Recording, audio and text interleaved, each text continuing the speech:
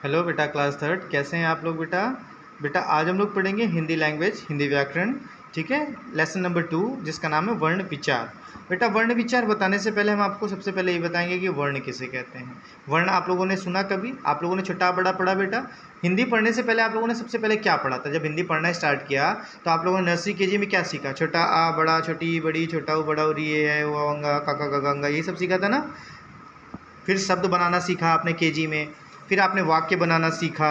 ठीक है, तब जा कर के आपको हिंदी आई। तो आपने सबसे पहले हिंदी कहाँ से सीखी? वर्ण से, काखा गागा से। तो वर्ण का मतलब क्या होता है बेटा? हिंदी भाषा की वह सबसे छोटी इकाई जिसके और टुकड़े नहीं हो सकते हैं। मतलब जो सबसे पहले हम लोग सीखते हैं हिंदी में वही वर्ण है, ऐसे भी कह सकते हैं। ठीक, परिभाषा क्या है? वह छोटी से छोटी ध्वनि जिसके और खंड ना हो सके वर्ण या अक्षर कहलाती है। चलिए देखिए, जैसे यहाँ पे लिखा हुआ है जल। अब अगर हम जल की बात करें बेटा, तो जल में देखिए जा और ला है, दो तो आपको दिखाई दे रहे हैं साफ साफ। अब आपने क्या पढ़ा? आपको मालूम होगा कि छोटा आ की कोई मात्रा नहीं होती। प्रेप में आपने पढ़ा ना कि छोटा आ की कोई मात्रा नहीं होती।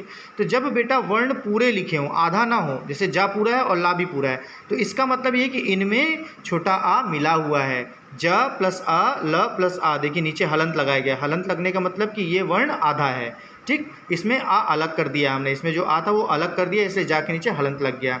ये देखिए जाली, जाली में जा में बड़ा आ की मात्रा, ला में बड़ी ई की मात्रा, जाली। समझ गए?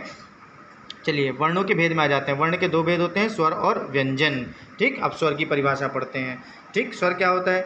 जिन वर्णों के उच्चारण में किसी अन्य, यहाँ पे वर्ण की स्वर की परिभाषा देखिए, जिन वर्णों का उच्चारण बिना किसी ध्वनि की सहायता से किया जाता है और जो व्यंजनों के उच्चारण में सहायक होते हैं वे स्वर कहलाते हैं।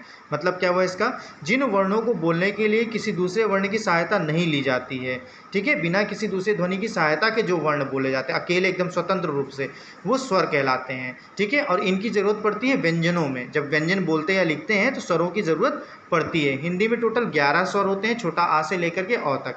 छोटा बड़ा, छोटी बड़ी, छोटा ऊ बड़ा ऊ, री ए ऐ ओ औ तक क्या होते हैं बेटा? आपके पूरे स्वर होते हैं 11। इसके बाद हमने अंग और आह छोड़ दिया। अंग और आह क्या होता है बेटा? अयोग वाह कहलाता है। ये ना तो स्वर होते हैं ना तो व्यंजन होते हैं। बात ध्यान से सुनिएगा, ना स्वर होते हैं ना व्यंजन होते हैं। अब आइए स्वरों के भेद में। स्वर के 3 भेद होते हैं, ह्रस्व स्वर, दीर्घ स्वर और प्लुत स्वर। ठीक है, कितने भेद होते हैं स्वर के? ह्रस्व स्वर, दीर्घ स्वर, प्लुत स्वर, 3 भेद होते हैं स्वर के। अब आ जाइए बेटा व्यंजन में। व्यंजन किसे कहते हैं बेटा? हमने आपको स्वरों में बताया कि स्वरों को बोलते समय या लिखते समय किसी दूसरे वर्ण की सहायता नहीं लेनी पड़ती। लेकिन व्यंजन के साथ समस्या क्या है? व्यंजन की परिभाषा ही यही है कि जिन वर्णों को बोलते या लिखते समय किसी दूसरे वर्ण की सहायता लेनी पड़े उसे व्यंजन कहते हैं। जिन वर्णों के उच्चारण में स्वरों की सहायता लेते हैं उन्हें व्यंजन कहते हैं। हिंदी भाषा में 35 व्यंजन होते हैं बेटा। व्यंजनों के 3 भेद हैं, स्पर्श व्यंजन, अंतःस्थ व्यंजन और ऊष्म व्यंजन। चलिए इसको देख भी लेते हैं। ये आपके स्पर्श व्यंजन है बेटा। ठीक, क्या है? स्पर्श व्यंजन। का से लेकर के माँ तक 25 होते हैं टोटल स्पर्श व्यंजन। पढ़ लीजिएगा इसको आप लोग। फिर देखिए अंतःस्थ क्या होते हैं? 4, य र ल व 4 होते हैं। और इसके बाद बेटा ऊष्म व्यंजन भी 4 होते हैं, शिट्टी वाला सा, षटकोण सा, सादा सा, हा। इसके बाद अन्य 2 और होते हैं, ड़ा और ढा। ड़ा और ढा क्या है? ये 2 और व्यंजन है बेटा। तो टोटल हिंदी में कितने व्यंजन हो जाते हैं? 35, और इन दोनों को भी मिला देंगे तो 37। ठीक है, लास्ट वाले ये दोनों मिला देंगे तो 37 व्यंजन हो जाते हैं। मूल व्यंजन स्वर सहित होते हैं, और मूल व्यंजन जो होते हैं वो स्वर के साथ होते हैं, मतलब उनमें छोटा आ लगा होता है। अब आ जाते हैं बेटा मात्रा की दृष्टि से स्वर भेद। मात्राएं आप लोगों को पता है, सभी स्वरों की अपनी एक मात्रा होती है छोटा आ को छोड़ करके। तो ये सभी स्वरों की मात्राएं हैं। ये बेटा आप लोग देख लीजिए इसको। ठीक है, सभी स्वरों की मात्राएं ध्यान से देख लीजिए। अन्य मात्राएं भी कुछ देख लीजिए। अंग की मात्रा ऐसी होती है, अ की मात्रा।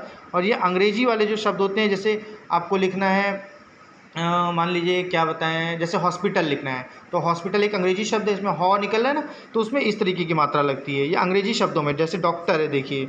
फिर संयुक्त व्यंजन में आ जाइए। हिंदी में 4 संयुक्त व्यंजन भी होते हैं। संयुक्त व्यंजन का क्या मतलब होता है बेटा? ऐसे व्यंजन जिनको बोलते या लिखते समय 2 व्यंजनों की सहायता लेनी पड़ती है, मतलब वो 2 व्यंजनों को मिला करके बनते हैं। जैसे देखिए छा, छा कैसे बना है? का और सा से। त्रा कैसे बना है? ता और रा से।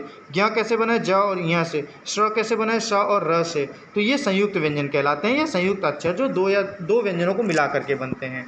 अब आ जाइए बेटा रा का संयुक्त प्रयोग। रा का प्रयोग देख लीजिए बेटा। रा का प्रयोग सीधा सीधा रा पूरा जब लिखा जाता है तो ऐसे लिखा जाता है। रा बेटा जब रा के बाद, रा अगर रा के बाद कोई व्यंजन आ रहा होता है और रा उसके पहले निकल रहा होता है तो रा ऊपर लगता है। और जब रा साथ में बोला जाता है, रा के बाद कोई व्यंजन हो, रा हलंत व्यंजन के बाद बोला जाए तो वह उस व्यंजन के नीचे पैर में लिखा जाता है। देखिए रा नीचे भी लगता है जब उसके साथ में बोला, जैसे सब्र, बा के साथ में रा निकला, ब्र सब्र, तो नीचे रा लगेगा, ठीक है। और जब रा आपने बोला कर्म, जैसे बोला कर्म, तो रा के बाद माँ निकल रहा है और रा आधा निकल रहा है, तो वहाँ पर रा ऊपर लगेगा। इसके अलावा टा और डा में रा की मात्रा इस तरीके से प्रयोग की जाती है। री का प्रयोग देखिए बेटा, नीचे री की मात्रा भी लगती है, री की मात्रा ऐसे लगती है, री और रा की मात्रा में डिफरेंस होता है। रा की मात्रा कैसे लगती है बेटा, ऐसे, और री की मात्रा ऐसे लगती है। वर्तनी, वर्णों अथवा अक्षरों में होने वाले मेल को वर्तनी कहते हैं, ठीक है। वर्ण और अक्षर जब आपस में मिलते हैं उनमें जो समानता होती है उसे हम वर्तनी कहते हैं। वर्तनी मतलब भाषा की शुद्धता कह सकते हैं। देखिए जैसे तरबूज लिखा है, तो अब तरबूज में देखिए ता है, ता में कोई मात्रा नहीं तो ता में आ है, रा में कोई मात्रा नहीं, आ की मात्रा, बा में बड़ा ऊ की मात्रा तो बा के बाद बड़ा ऊ, जा में कोई मात्रा नहीं, जा के बाद अ, ठीक। और सबके नीचे हलंत लगा दिए। हलंत लगाने का मतलब कि इनमें से अ अलग हो गया है। बात समझ में आ गई बेटा। ये था आपका चैप्टर नंबर 2। इसका ये एक्सरसाइज हम अभी आपको सेंड करते हैं, वो आप कंप्लीट कर लीजिएगा। क्वेश्चन आंसर फिर नेक्स्ट पीरियड में देखेंगे।